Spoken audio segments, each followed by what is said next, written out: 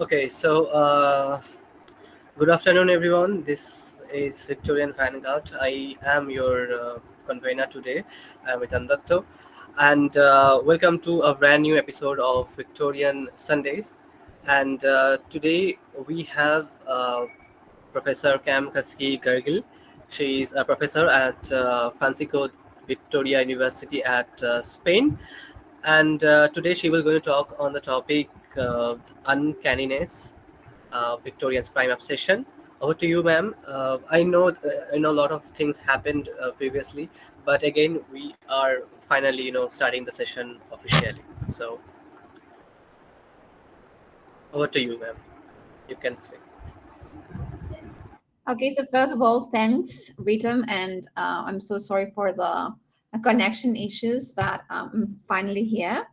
So today I was planning on talking to you about Victorian's obsession with the uncanny, and I thought that the best way to start this lecture was to give you a very general overview of why the uncanny is part or stems from this era, right? So we know that the Victorian era was a period of contrast and standardization on the other part, which is a paradox in itself, right? This was an era of profound transformation in Britain. It was marked by rapid industrial growth, expanding empire, a scientific advancement, and a very increasing rigidity within morality and social boundaries, right? Now, while it showcased remarkable progress on one hand, it was also a period of deep contradictions. Like there was technological innovation coexisting with poverty, moral idealism, but a society permeated with vice, and national pride with a lot of growing anxieties. So, from the angle of contrasts and social double standards, I'd like to explain a few because in this area, which is often stereotyped as a as a time of extreme practitioners, especially around sex and gender roles. You can think of stiff collars, covered piano legs, and moral outrage. While exaggerated, this stereotype does actually reflect hypocrisy and contradiction at the heart of their culture. This being a society obsessed with virtue that was simultaneously permeated with vice. So, just to mention a brief overview of the contrast that will later on impact this obsession with the uncanny, we can see industrialization versus poverty. We know that the Industrial Revolution brought a lot of wealth and mechanization, positioning Britain as a global leader. However, it also exposed the harsh realities of the population. There were overcrowded cities, pollutions, and extreme poverty for the working classes. Great examples of how this is portrayed are any of Dickens' um, early on novels, Oliver Twist, Hard Times, right? A second block of contrast could be seen from morality versus vice and their double sexual standard. Victorian society upheld very strict moral codes. They emphasized propriety, chastity, and respectability. Yet, prostitution, child labor, and sexual double standard were kind of widespread reality at the time. Their sexual ideology promoted the idea that men were inherently sexual and women were inherently poor, with women being expected to be submissive to sex just for the reproduction and pleasure of their husbands. Middle class women were actually proud of their ignorance about their own bodies, right? And we know that in reality, this ideal didn't actually align with what it happened. Prostitution thrived, especially in urban city centers like London, Liverpool, Birmingham, etc. There were lots of venereal diseases, and women experienced and expressed sexual desire and same sex attraction existed, though suppressed.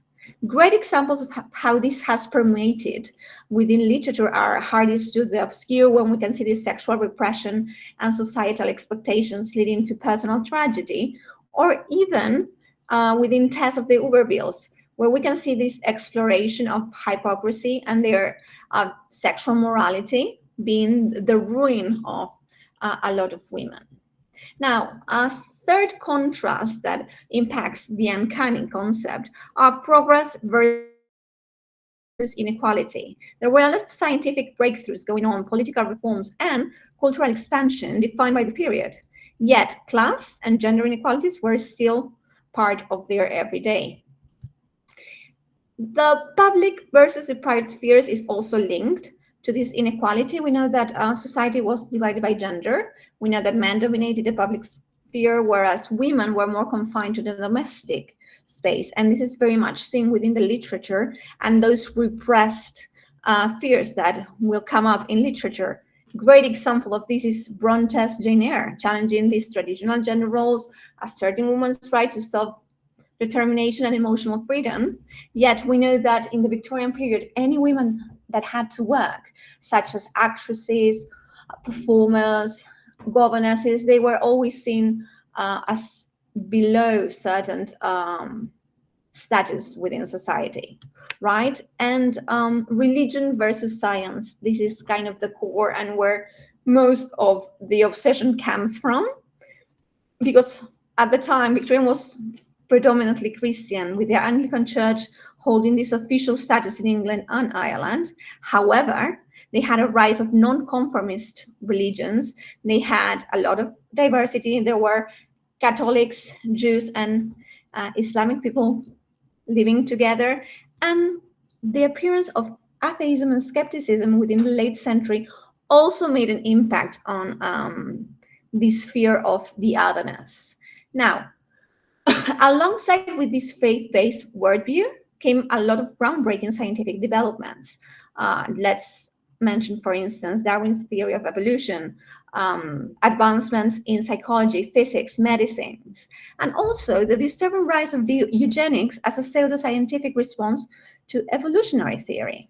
So a great example of this is H. Wells' The Islands of Dr. Moreau, where he explores these boundaries between science and morality, reflecting on these anxieties about unchecked scientific experimentation. Later on, we will also see these in Stevenson's Dr. Jekyll and Mr. Hyde, right? Like this tension between progress and traditional backgrounds.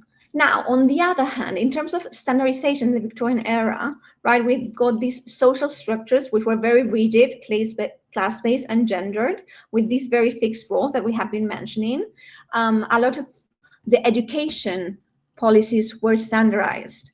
And there was a huge increase in literacy, which also meant that the lower classes started to be able to read, to consume. And this was both at the same time good because it allowed them to progress in their lives, but also the higher and the upper classes were afraid that they won't be able to control anymore. And again, this surfaces their fear of the otherness, this unseen threat, right?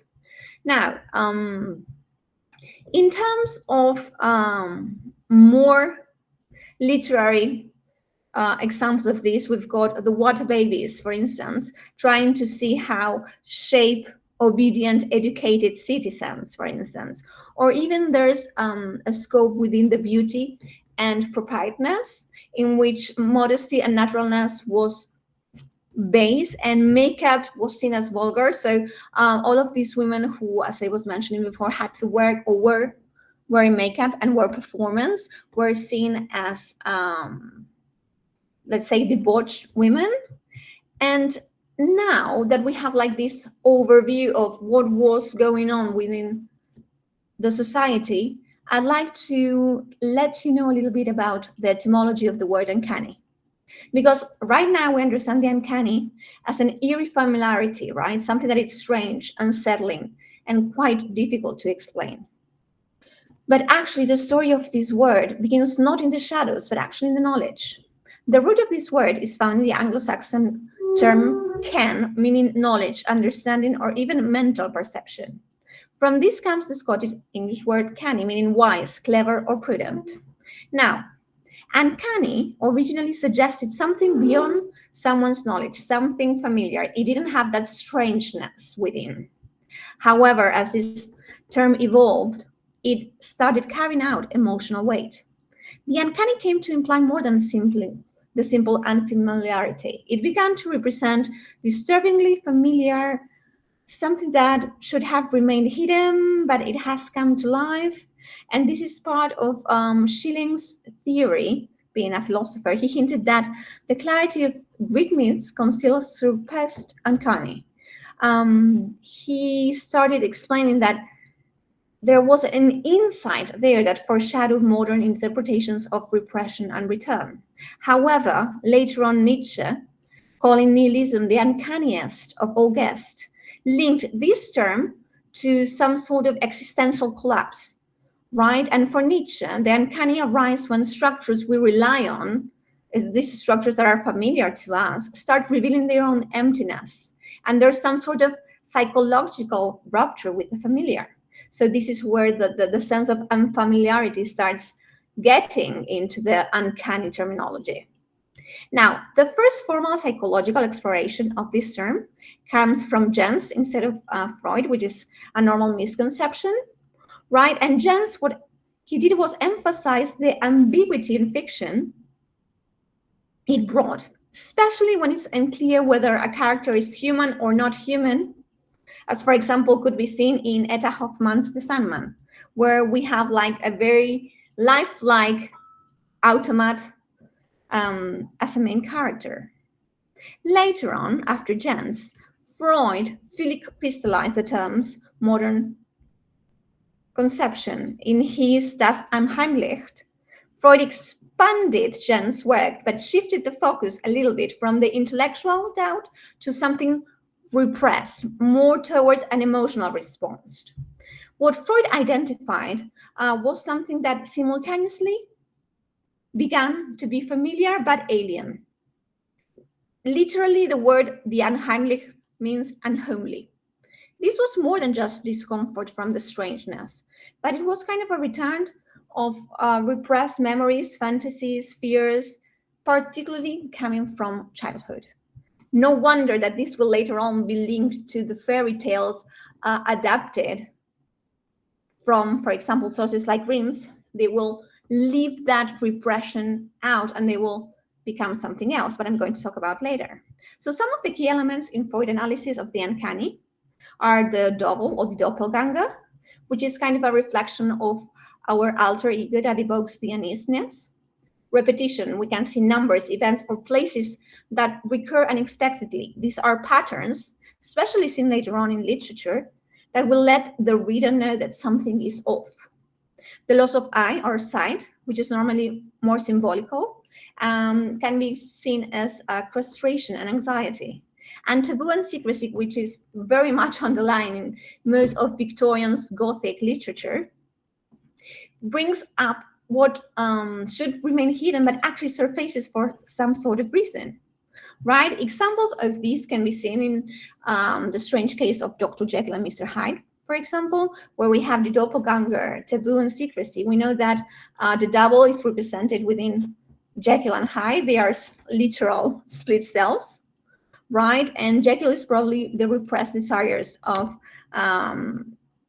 Mr. Hyde is probably the repressed desires of Jekyll, right? In terms of taboo, the story deals with Victorian repression, desire, addiction, and extreme violence. And in terms of secrecy, there's the concealment of Hyde's real identity, which sustains the tension throughout the entire novel or novella because it's quite short. We can also see these in the picture of Dorian Gray, right? We can see the double, taboo, secrecy, and repetition in this case. We know that the double, we've got the character itself, we've got Dorian, and then we've got this second self portrayed in the grotesque mirror of the painting, right? Repetition, why do we find a repetition there? Because Dorian relieves the same pleasures on and on, whereas parallel to that, his own self starts getting monsterized, if that's even a word, whereas he progresses in his role and in his path of debauchery. And we've got taboo because there's plenty of elements that highlight hedonism, homosexuality, which is kind of velvet, very much in feather, and moral decay, right? Other examples of this could be seen in The Turn of the Screw by James, even though he's not Victorian entirely, or at least not considered super Victorian by many. We've got the theme of repetition, taboo, secrecy, and the devil as well. Or even in The Lifted Veil by Eliot, which is probably the less evident. We have this taboo, secrecy, and repetition. We've got unspoken secrets, death, psychic insight, which was very hard to actually get within the literature of the time. We've got premonitions, deja vu, and all of these were kind of the way in which the narrative was constructed. Again, another author that it's not from Britain, but it's very much admired by Victorians was Poe, and The Fall of the House of Usher. It's kind of one of the most representative works that can exploit all of these key elements that I've just mentioned from the uncanny. We've got the double in the twins. We've got taboo in terms of incest, madness, etc. And we've got a lot of repetition, mirrored settings, events, psychological collapse, right? So from this angle, Freud's ideas were later expanded by Lacan, who linked this uncanny with the angst, that final block missing from the previous conception, right? Lacan would add it was that the uncanny emerges when the subject itself confronts something that disrupts the collective imagine, right? It is a glimpse of the real, but it resists this kind of symbolization. For Lacan, particularly, the uncanny image seduces but also reveals at the same time the subject's lack of autonomy, confronting them with what they have actually repressed from childhood, right? And finally, I would like to mention Brahimi, which connects the uncanny to vision mirrors, drawing from Lacan's mirror stage, and he even mentions common motives like dolls, twins, doppelgangers, all reflecting of destabilization of the identity. Great literary piece containing all of these is Wilkie Collins' The Twins, right? He reflects it here on doppelgangers, reflection, role swapping. He has identical twins swapping identities, leading to deception, confusion, criminal consequences. In this novel, they mirror existence that is blurred between what is the self and the other. So this blurriness between the natural, the supernatural is there. And here the uncanny impact particularly is the symmetry of the twins and their actual ability to become one another is what it evokes the uncanny through doubling and the loss of a stable identity. Something very similar happens with the one in white, right? Or with Marion Crawford's The Doll's Ghost, when we have this element which is childlike, right? The dolls, the lifelike, haunting reflections of the human. Why does it fit into this uncanny terminology? Because there is a presence of a doll imbued with personality and a ghostly afterlife, which kind of makes it very hard for the reader to understand where's the boundary between what is animate and what is inanimate. The doll here reflects back the desires, the fears, and emotions of the characters around it, becoming a sort of vessel for projection, always rooted within childhood. Another great literary work for this is Catherine Crowe's The Haunted Mirror, where we have visions, an actual mirror, and a psychological reflection. In this case, the literal haunted mirror shows disturbing or supernatural visions to the characters and acts as a device of self-confrontation and fear. In this case, the mirror doesn't just reflect, it reveals hidden truths, playing directly into Lacan's idea of the mirror as a site of both recognition and alienation. This is something that later on we will see in the adaptation of Snow White, for example, right?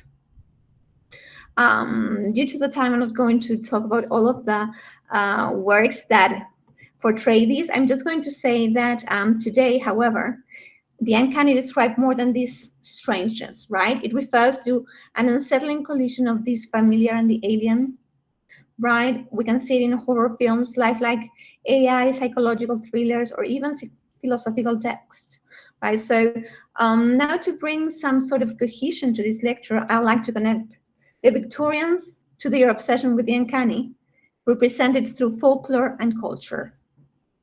We know that, as I mentioned, Victorians were deeply fascinated with anything mythical, supernatural, and folkloric. This age caught between scientific rationalism and spiritual unease made use of folklore as a source of cultural identity and to mirror their fears and anxiety. It shaped very much their literature, it influenced psychology, and it served as a fertile ground for exploring the uncanny.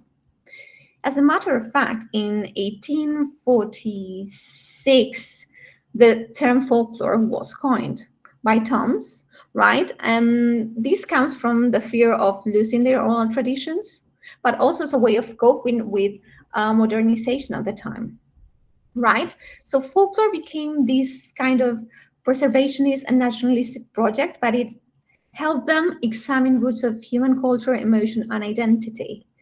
In Victorian's folklore, some of the key elements that we can find are, first of all, fascination with the supernatural, right?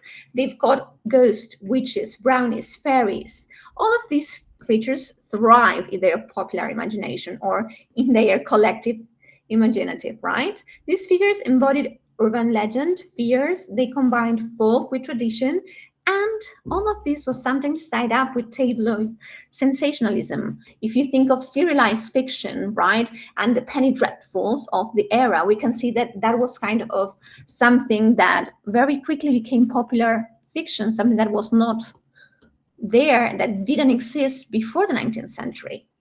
So, in this sense, folklore within the supernatural captured the era's taste for the mysterious, the blurring urban legend, and the folk horror. Examples of these are Christmas Carol, where we have ghosts, used just not to scare but to moralize, right? We've got Jane Eyre with the airy sounds, the apparitions, uh, plenty of Gothic tropes and the supernatural uncertainty, right? We've got Elizabeth Gaskell's The Old Nurse Story, which is a very chilling ghost tale grounded in family secrets, ancestral guilt, and atmospheric folklore. In Sheridan Le Fanu Carmilla's, we have a mixture between folkloric beliefs about the undead with themes of repressed desire and gender transgression. And Dracula was heavily influenced by Eastern European folklore about vampires and demons, all of these representing the other. And all of this was portrayed as the supernatural being a threat, right?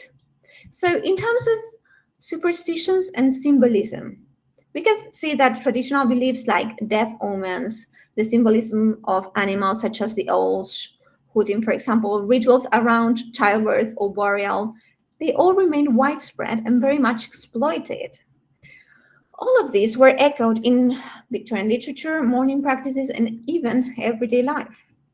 We know that Victorian literature often integrated these superstitions and rituals, particularly those linked to death, fate, and omens. Again, you can see these within Wuthering Heights, right, where we can see local Yorkshire superstition, ghost sightings, spectral presence that blurs the definition between life and death.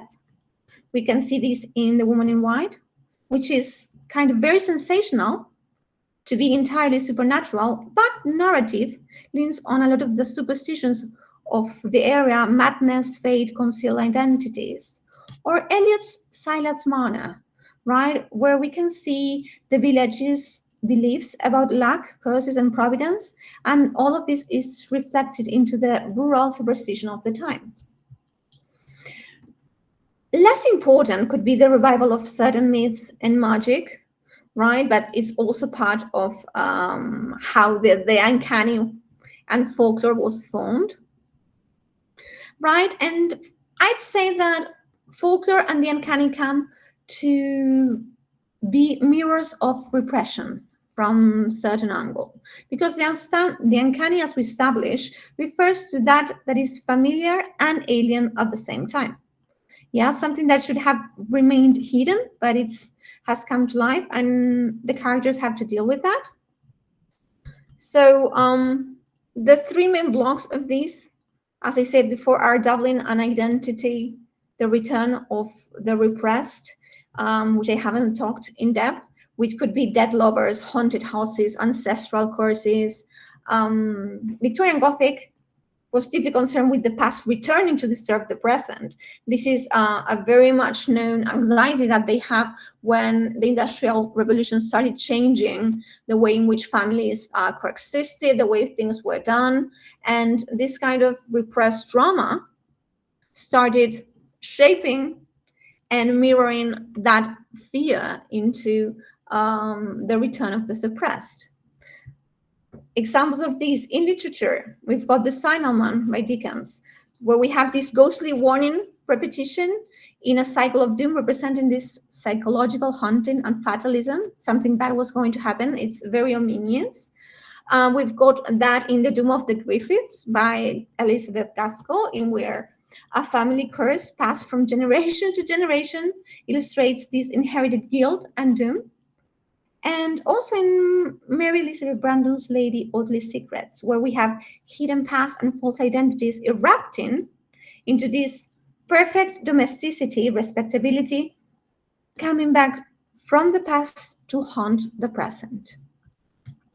Right? And as I mentioned before, fairy tales and the uncanny are very much familiarized with each other. The literary fairy tale flourished in the second half of the 19th century, and with authors such as George MacDonald, Oscar Wilde, Rossetti, Nesbit, Morgan, all of them used fairy tale motifs to engage with adult themes like morality, death, desire, and psychological transformation. Right? So while fairy tales were increasingly adapted for the children, they also returned latent elements of fear and transformation. They reflected these Victorian anxieties about obedience, gender roles, and social control. Right? For example, Taylor's translation of the Grimm stories paved the way for moralistic adaptations of very violent folk tales. Then authors like Dina Craig, Juliana Ewing, or Louise Molesworth wrote tales that softened danger but subtly reflected these fears about female agency, domesticity, and childhood innocence. Right? So, in this sense, these tales also had this pedagogical purpose, turning folklore into a civilizing tool, yet always haunted by the uncanny residues of their wilder origins. So now to end this lecture, I'll go over very quickly through Victorian superstition, folklore, and the uncanny. And that's all on my behalf. So I'd say why superstition flourished in the Victorian age. We know that they prided themselves on scientific progress, yet folk beliefs thrived. Why? They were very much obsessed with death and the supernatural, and three forces kept the superstitions alive. First, high morality and high mortality. Most people died at their houses, right? The parlor became a chapel of rest. That was quite unnerving and disturbing. Second, medical uncertainty. There were lots of misdiagnosed deaths and fear of premature burial fed a lot of the morbid lore that we can see in Gothic. And the third reason is because there was a very latent religious tension. Traditional Christianity clashed with all of this Darwinian angle on evolution and how humanity was actually evolving. And this left some sort of spiritual anxiety unresolved. So all of these conditions created a fertile ground for the uncanny. Right? Some of the household rituals for storms and apparitions were, for example, turning mirrors to the wall, right? Opening back doors during lightnings, dragging children onto the porch. In terms of deathbed and mourning superstitions, you had to stop clocks at the moment of death. You had to cover mirrors with black crepe. You had to turn photographs face down. And there was this constant vigil, right? When someone died, there were safety coffins with bells or breathing tubes. Then carrying the body feet first out of the door, or east-west burials, or coins on the ice. In terms of everyday omens and false signs, you had owls hooting at night, telling the bees, seeing one magpie, death watch beetle ticking. So in a way, Victorian mourning also assigned women the role of the chief mourners, right? Binding them to elaborate this etiquette. And that's why normally there's more female ghosts than men ghosts. They had this close relationship with death and deathbeds. So links to the uncanny in Victoria fiction, I've mentioned many. So, as a final conclusion, I say that this intersection of folklore, the uncanny, and Victorian literature reveals how deeply the era's writers engage with cultural traditions to explore these unsettling truths about identity, morality, and society. Folklore in Victorian period filled with ghosts, ancestral curses, nature spirits, and cautionary tales offered a powerful symbolic language to represent fears that could not be addressed openly.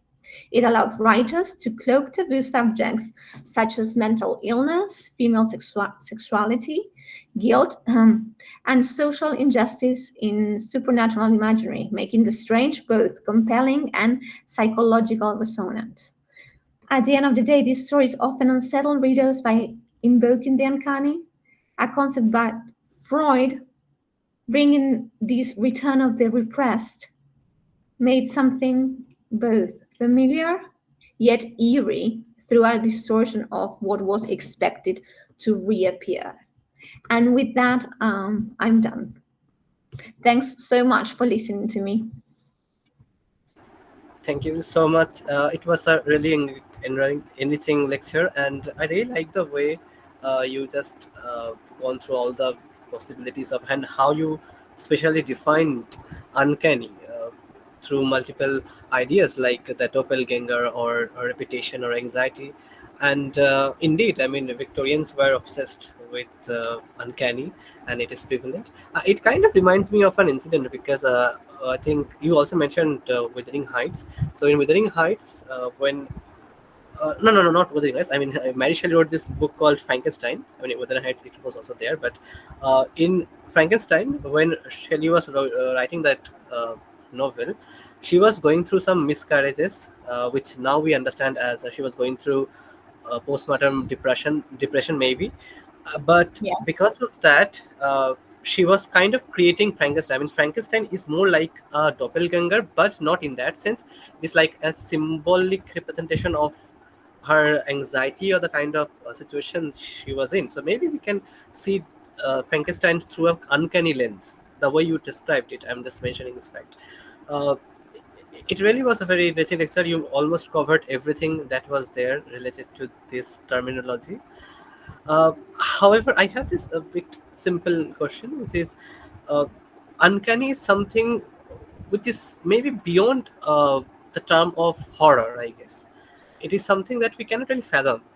So, can you just elaborate how can uncanny be different from uh, horror?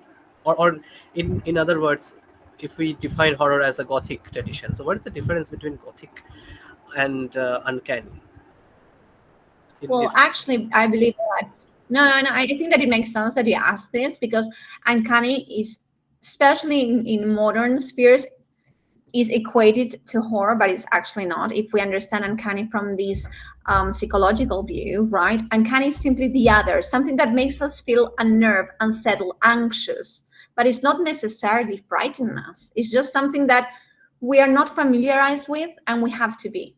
Right in the uncanny or in the Victorian Gothic, this terminology or this term was used to frighten people and to exploit these anxieties.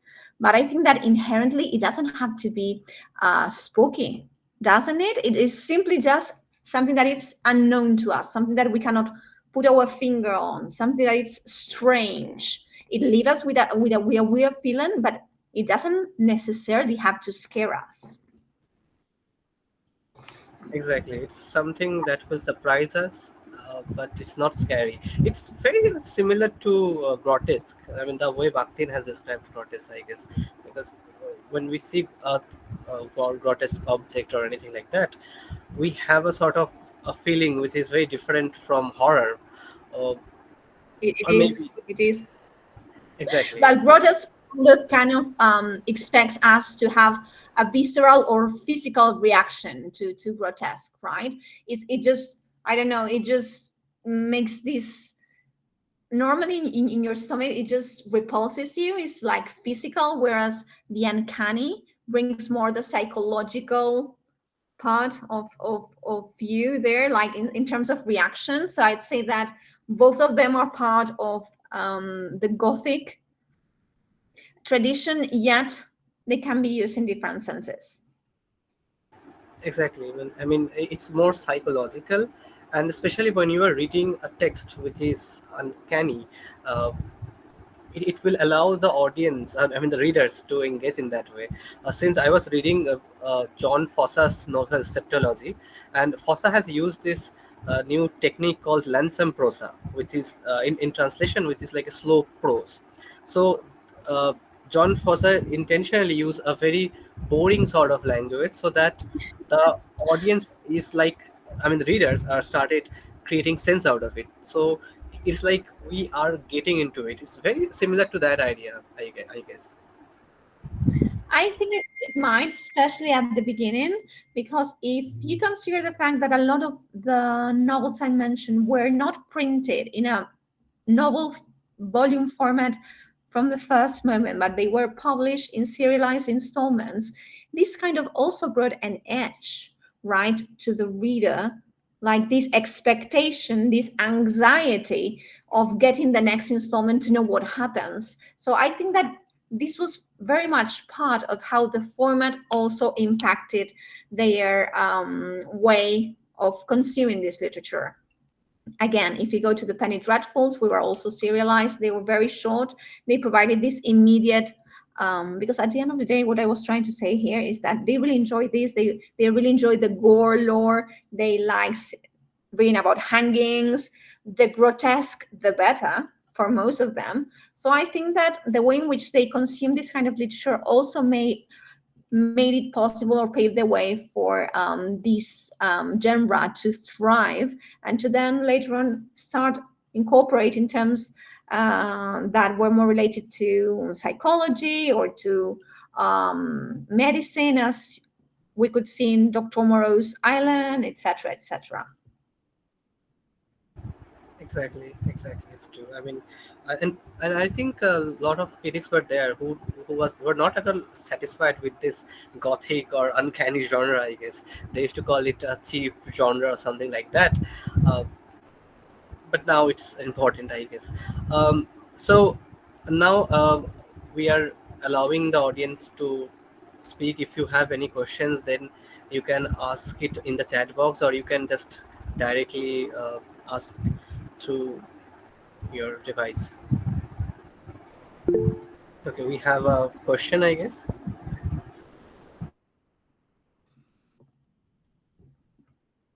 Shall I read it? Shall I answer it directly? Yes, you can. Okay, so I think it's tonight that says that horror is mainly characterized as necessarily having the element of the supernatural. How can the uncanny be characterized as to what it is? Contain of essentially what it is, are there essential features of the uncanny? Well, I believe fairly honest with you, uncanny is a term, and terms can be applied to a certain genre. I mean, as I was saying before, the elements of folklore or elements that could be seen as uncanny might change depending the era, can change depending the literature we are talking about. So I wouldn't say that horror is mainly characterized by the supernatural. You can be terrified by things that are simply psychological and not related to what you can't see, right? Supernatural is always the undead or these things that are inanimate and however have life. So I'd say that uncanny is just a term that can be applied to a genre as it has been done in here, but it's not necessarily or intrinsically an essential feature of any genre in particular. I don't know if Junaid answer your question.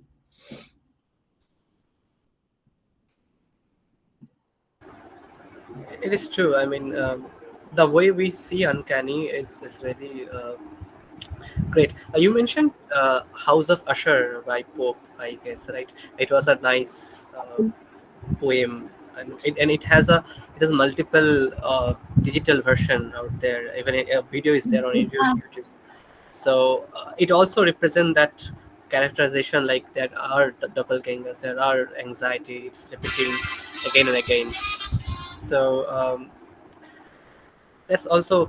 And do you think like? I mean, the after Sigmund Freud, I mean, he also tried to describe uncanny through a very psychological point of view. So, if we look from that point of view, do you think that we can get something new? I mean, can we see it from a very different point of view after the intervention of Freud or other psychologists?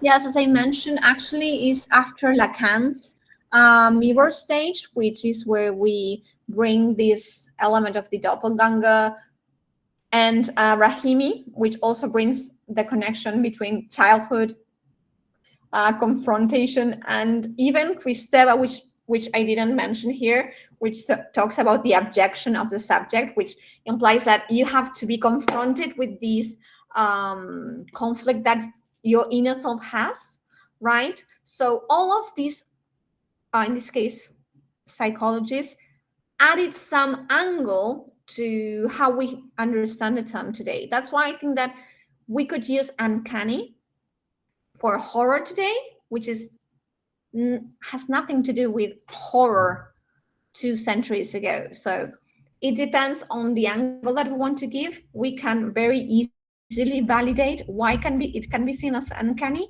because the term has evolved and had very different stages, which had some of the meaning and not part of the other. Yes, I think we have few questions on the chat box. So okay, I'm going to read it out. We have three or four questions. So the first one is Kamalia has asked a question, which Oh, is like, sorry, I'm just yeah, so many questions are coming up. Good evening, ma'am. Very enlightening lecture. Thank you so much for this. I was wondering if Darwin's theory had any impact on the Victorian concept of uncanny. Did it?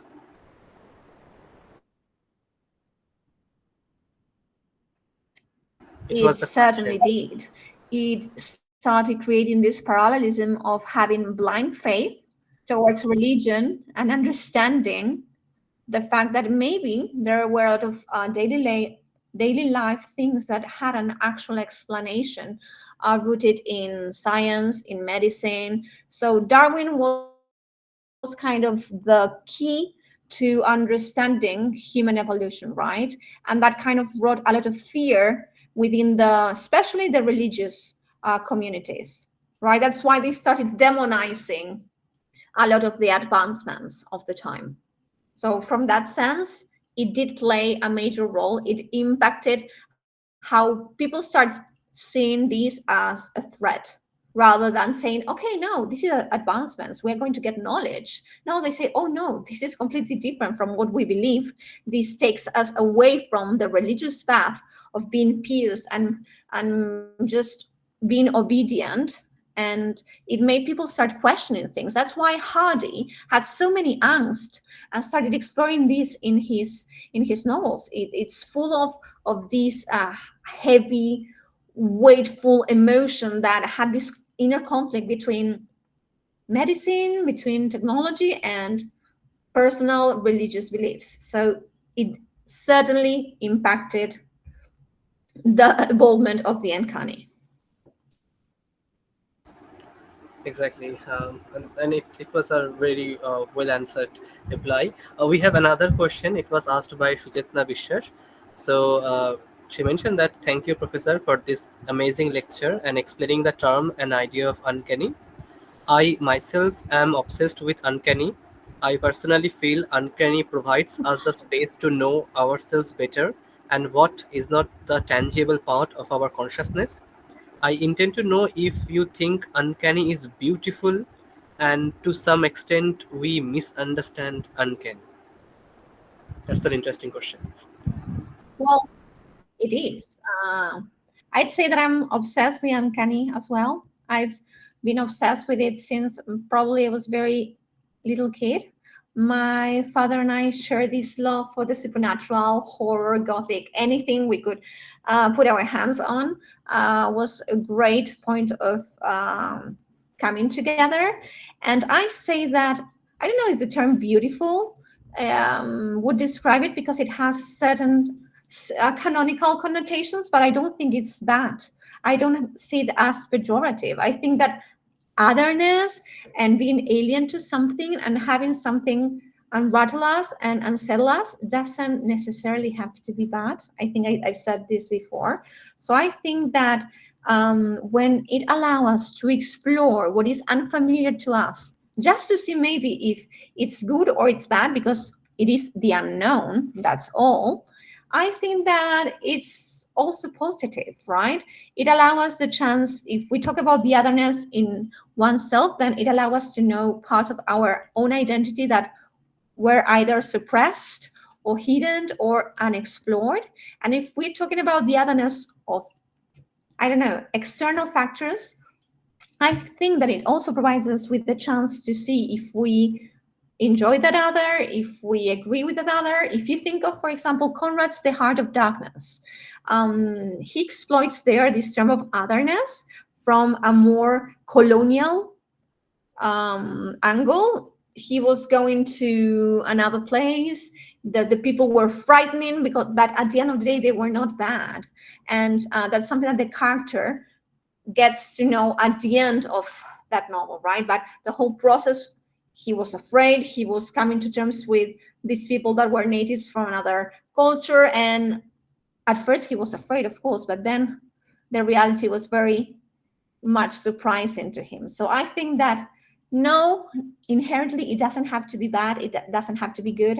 It's simply something there that it's waiting for us to explore it and to see what the outcome might be. Exactly, it's kind of unfathomable, I guess. We have another question.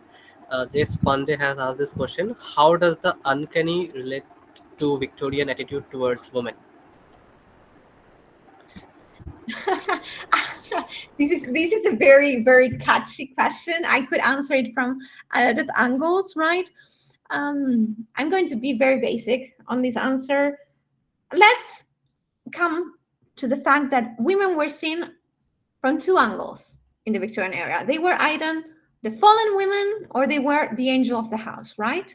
So women were basically a vessel. They had no agency. The only role they had in lives was being mothers, daughters, sisters, and wives, right? So the uncanny is kind of a way that allowed them to express all of these suppressed desires that they have. If you think of, for example, The Tipping Velvet, right, by Sarah Davis, we have like this love affair between two women, and that was very much normal in the time being, because there are a lot of proofs within diaries, entries. There are a lot of proof there, right? And that was completely unable to be expressed in any other area that was not completely private, but private. I mean, households would never allow that, right? So I think that the uncanny allowed, especially women authors, to voice out all of these desires, these dreams, these the fears that they had, and express them from an angle that would, for sure, place them in a weird position, but yet, since it was simply fictional or literary, allow them not to be judged. But if you think of the Bronte sisters, they were kind of pushing certain boundaries. Even though they came from a very religious background, they pushed for women's right to work. They push for these weird connections that they might have with married men, which we can see in Jane Eyre, for example, or even tumultuous love affairs, like the ones that we can see between Catherine and Hedgecliff, between different social statuses. I think that the uncanny was kind of a device that allowed women to voice out all of those things that could not be said out of this prudishness that pervaded in the era. Exactly. I mean, even the entire Victorian era is like that. And it was a great detailed lecture. You covered almost every sector that was there related to uncanny. I think someone is trying to ask a question, right? Okay, no, I thought someone was about to ask a question. Okay, if you have any other questions, then you can ask now. And I'll just have to say something before I leave. I didn't want to extend this lecture a lot.